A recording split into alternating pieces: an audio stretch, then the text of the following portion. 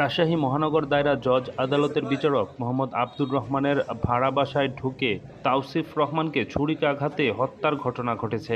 বৃহস্পতিবার দুপুর বেলা 2:30টার দিকে নগরীর ডাবতলা এলাকায় এই ঘটনা ঘটে। দুর্বৃত্তের হামলায় বিচারক আব্দুর রহমানের স্ত্রী তাসনিম নাহারও গুরুতর আহত হয়েছে বলে জানিয়েছে পুলিশ। তাকে রাজশাহী মেডিকেল কলেজ হাসপাতালে ভর্তি করা হয়েছে।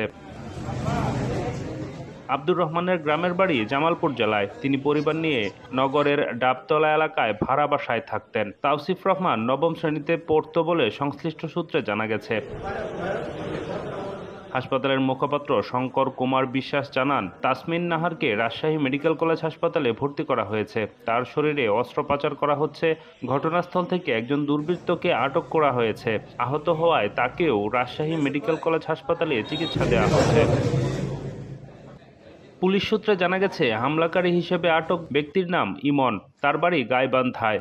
ভবনে ঢোকার সময় ওই যুবক দারোয়ানের কাছে থাকা খাতায় নিজের নাম লিখেছে লিমন। বিচারকের ভাই পরিচয় দিয়ে তিনি 5 তলার ফ্ল্যাটে যান।